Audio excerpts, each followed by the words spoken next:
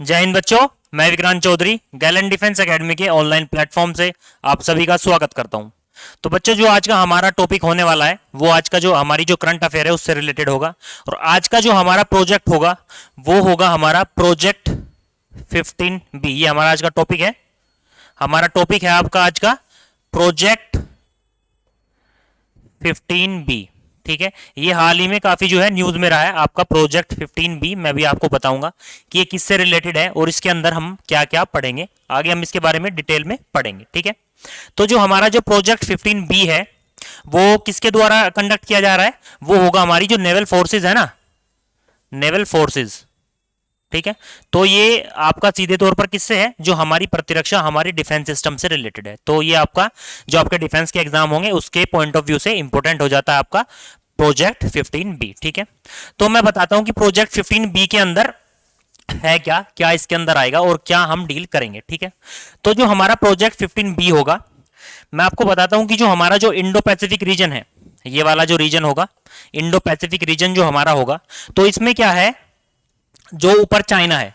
ठीक है, तो चाइना जो है वो क्या अपना रहा है? अपनी जो विस्तार की नीति है वो अपनाता है। ठीक है, वो बहुत ही एक उग्र तरीके से, ठीक है ना, एग्रेसिव तरीके से। तो उसकी जो एक्सपेंड करने की जो नीति है वो बहुत ही उग्र है। ठीक है, तो उसके लिए हमें क्या चाहिए होगा? जो नीचे हमारे जो कोस्टल स्टेट्स हैं, जो हमारी कोस्टल बाउंड्री है, ठीक है, ये हमारी जो कोस्टल बाउंड्री है टोटल, और टोटल कोस्टल बाउंड्री की बात करते हैं तो है हमारी 7516.6 किलोमीटर। ठीक है, काफी बड़ी बाउंड्री है। तो इसके लिए हमें क्या चाहिए होगी? हमारी जो नेवल फोर्सेज होगी, जो हमारी जो जल सेना है, वो हमें काफी स्ट्रॉन्ग वे में चाहिए होगी। ठीक है, एक बहुत ही सुदृढ़ जल सेना। ठीक है, तो उसके लिए क्या है, जो हमारी जो इंडियन नेवल फोर्सेज को इस प्रोजेक्ट, जो ये प्रोजेक्ट है प्रोजेक्ट 15B के अंतर्गत, वो क्या दिए जाएंगे? टोटल चार वॉरशिप। ठीक है, वॉरशिप इसको क्या बोलते हैं? युद्धपोत। ठीक है ना, युद्धपोत। टोटल होंगे हमारे 4 वॉरशिप होंगे, इनको बोलते हैं युद्धपोत। ठीक है ना, तो अभी हम बात करते हैं जो टोटल जो 4 वॉरशिप हैं उनका नाम क्या क्या है। तो जो 4 हमारे जो वॉरशिप होंगे वो भारत के 4 जो मेन शहर है उनके ऊपर उनका रखा गया है नाम। अगर हम पहले की बात करते हैं तो पहला जो वॉरशिप है, पहला वो अभी जो है ना, हाल ही में 28 अक्टूबर 2021 को, ठीक है, डिलीवर हो चुका है। ठीक है, इंडियन नेवी को जो है 28 अक्टूबर 2021 को डिलीवर हो चुका है। ठीक है, और वो है आपका INS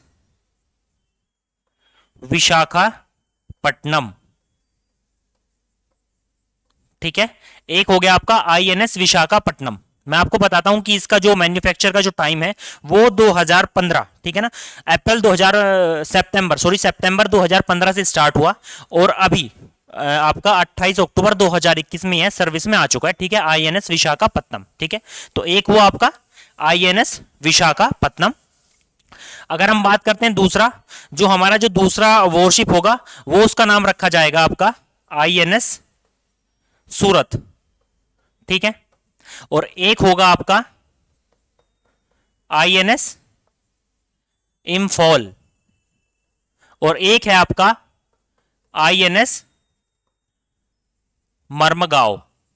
ठीक है, ये 3 मैंने आपको बताया, और एक होगा आपका INS विशाखापट्टनम। ठीक है, विशाखापट्टनम किसके अंदर आता है? आपका आंध्र प्रदेश के अंदर, सूरत गुजरात, इम्फॉल मणिपुर और मर्मगांव आपका गोवा के अंदर। ठीक है ना, अगर लोकेशन देखना चाहते हैं आप तो यहां ये आपका ये मणिपुर है और ये आपका इम्फॉल है। ठीक है, तो मणिपुर की कैपिटल है इम्फॉल। ठीक है, इधर हमारा जो ईस्टर्न कोस्ट है, ये वाला रीजन, ये है आंध्र प्रदेश, और यहां ये ईस्टर्न कोस्ट पे आपका पड़ता है विशाखापट्टनम।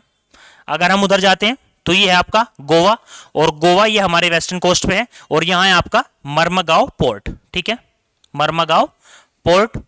और ऊपर चलते हैं हम और ये है आपका सूरत। ठीक है, तो ये 4 मेन शहर हैं इंडिया के जिनके नाम के ऊपर, जिनके नाम पर ये जो हमारे वॉरशिप होंगे इनका नाम इन्हीं के ऊपर रखा गया है। ठीक है, जो हमारे जो ये यहाँ के मेन शहर है। ठीक है, अभी हम बात करते हैं जो हमारा जो कमीशन हो चुका है, जो डिलीवर जो हो चुका है इंडियन नेवी के पास में। ठीक है, थोड़ा उसके बारे में थोड़ा डिटेल में हम जान लेते हैं।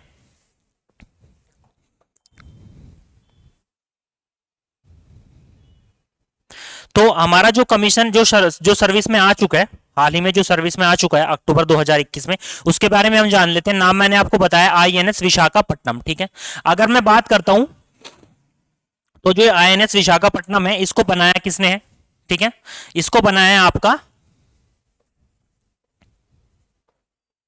Majhgaon dock limited. ठीक है, इसको बनाने वाली ऑर्गेनाइजेशन ये है एमडीएल, मझगांव डॉकयार्ड लिमिटेड भी इसको बोल देते हैं। और है कहां पर ये? महाराष्ट्र, महाराष्ट्र के अंदर। ठीक है, तो मझगांव डॉकयार्ड लिमिटेड ने आपका किसका मैन्युफैक्चर किया है? आईएनएस विशाखापट्टनम। ठीक है, अगर मैं बताऊं आपका जो आईएनएस विशाखापट्टनम है उसकी कैरिंग कैपेसिटी कितनी है, ठीक है, कि भाई वो कितना एयरक्राफ्ट या कितना आपका एक्सप्लोजिव या किस तरह से टोटल उसकी कैरिंग कैपेसिटी कितनी है, कितना वजन लेके वो चल सकता है, तो लगभग आपका 7400 टन। ठीक है, ये जो कैरी कर सकता है टोटल वेट इसका 7400 टन माल को ये कैरी कर सकता है। ठीक है, अगर मैं इसकी लेंथ की बात करता हूं तो लेंथ होगी इसकी 163 मीटर। ठीक है, तो लेंथ है इसकी 163 मीटर। और अगर मैं बात करता हूं इसकी कैरिंग कैपेसिटी की, तो कैरिंग कैपेसिटी होगी इसकी आपकी 7400 टन।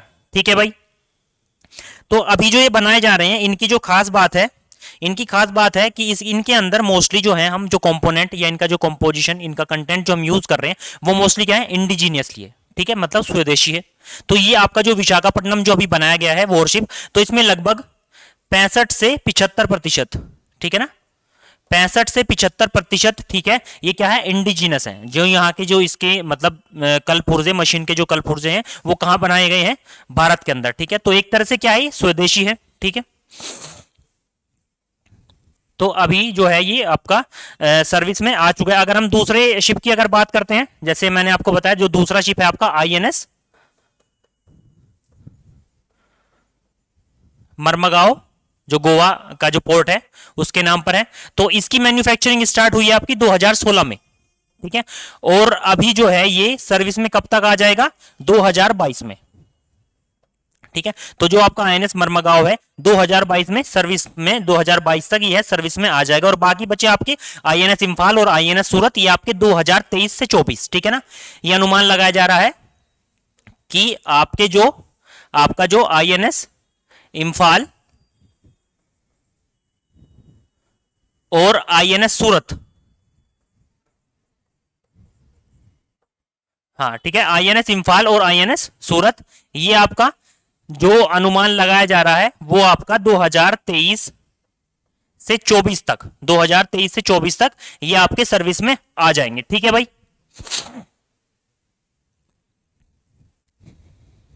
तो यहां से जो है ये जो पूरी की पूरी जो आपका जो पूरा ये सिस्टम चलाया गया है, तो ये क्यों चलाया गया है? जो हमारी जो नेवल फोर्सेस है उसको एक तरह से मतलब उसको सुदृढ़ बनाने के लिए, ठीक है, उसको मजबूत बनाने के लिए चीज चलाई गई है। क्योंकि जो हमारा जो हम बात करते हैं साउथ ईस्ट एशिया की, हमारा कंट्री जो है साउथ ईस्ट एशिया में आता है, तो साउथ ईस्ट एशिया में जो चाइना क्या कर रहा है वो विस्तार की नीतियां बना रहा है, इधर की तरफ भी उधर की तरफ भी। ठीक है, तो इधर की तरफ अगर वो बढ़ेगा तो उसके सामने जो मेन जो उसका ओपोजिशन, ठीक है, मेन प्रतिद्वंदी जो कौन आएगा साउथ ईस्ट एशिया में? हमारा भारत। ठीक है, और भारत के पास कोस्टल बाउंड्री मैंने आपको बताया कितनी कोस्टल बाउंड्री है? 7516.6 किलोमीटर की। ठीक है, तो इसके लिए क्या है कि भारत की जो नेवल फोर्स है उसको स्ट्रॉन्ग बनाना पड़ेगा। ठीक है, तो इसीलिए जो ये आपके जो वॉरशिप है ये पूरे के पूरे क्या है? Fully automatic missile guided system से बनाए गए हैं। ठीक है, इनके ऊपर क्या है?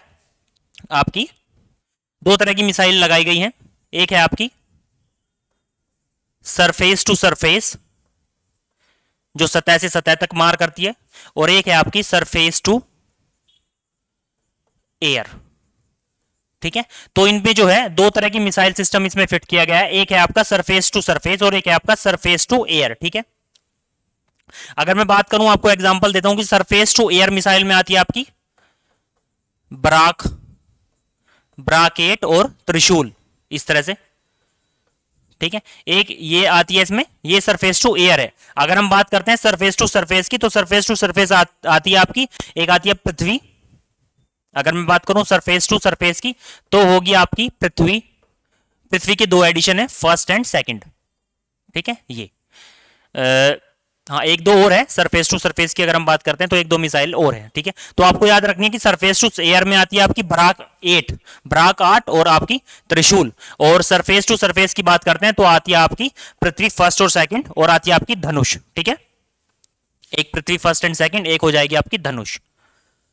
एक शौर्य भी है। तो ऐसी मिसाइल इसके अंदर फिट की गई है। ठीक है ना, तो एक तरह से बहुत ही तगड़ा, बहुत ही स्ट्रॉन्ग वॉरशिप होने वाला है ये हमारा आईएनएस विशाखापट्टनम। ठीक है, तो सरफेस टू सरफेस और सरफेस टू एयर। ठीक है ना, अभी मैं आपको बताता हूं कि जो आपका जो चाइना है, जो तो मेन जो ओपोजिशन होगा चाइना का इस वाले रीजन में, जो आपका इंडो पैसिफिक, ठीक है ना, हिंद प्रशांत क्षेत्र में, वो अभी विस्तार की नीति अपना रहा है। तो उसके लिए हमें क्या चाहिए, ये सारे के सारे वॉरशिप हमें उसके लिए चाहिए होंगे। ठीक है, अभी मैं बात करता हूं तो अगर हम वर्ल्ड की जो स्ट्रॉन्गेस्ट नेवी है वो तो आपको पता है यूएसए के पास है, इंडिया की रैंक उसमें 7th है। ठीक है, अगर हम बात करते हैं चाइना के कंपेयर में, ठीक है, तो चाइना के पास लगभग अभी हाल ही में, अगर हम वॉरशिप की बात करते हैं, या डेस्ट्रॉयर भी उनको बोलते हैं, विध्वंसक या वॉरशिप युद्धपोत, तो ये चाइना के पास अगर हम बात करते हैं तो ये हैं अभी लगभग 50। और उसी कंपैरिजन में अगर हम भारत की बात करते हैं, उसी परिप्रेक्ष्य में अगर हम भारत को देखते हैं तो भारत के पास है मात्र 10। ठीक है, तो आप देख सकते हैं ये आपके सामने जो आंकड़े मैं बता रहा हूं, तो इन्हीं के हिसाब से क्या है, हमें और भी मजबूत होने की जरूरत है। ऐसे ऐसे वॉरशिप हमें और भी चाहिए होंगे। ठीक है, तो जो ये प्रोजेक्ट 15B है, ये टोटली किसके लिए है, जो प्रोजेक्ट 15B है वो किसके लिए है, हमारा जो हमारी जो नेवल फोर्स है उसको स्ट्रॉन्ग बनाने के लिए। अभी जो है भारत सरकार ने जो है, और भारत के जो आपके डिफेंस मिनिस्टर है वो है आपके राजनाथ सिंह। ठीक है, तो राजनाथ सिंह जी के उसमें अंडर में ये काम किया जा रहा है आपका प्रोजेक्ट 15B का। ठीक है, और उम्मीद लगाई जा रही है कि ये 2024 तक जो चारों के चारों वॉरशिप हैं वो इंडियन नेवी में आपके सर्विस में आ जाएंगे। ठीक है, तो आज का जो हमारा टॉपिक है ये प्रोजेक्ट 15B, ये कंप्लीट होता है। तो अगले क्लास में अगले टॉपिक के साथ हम फिर से मिलेंगे। Thank you.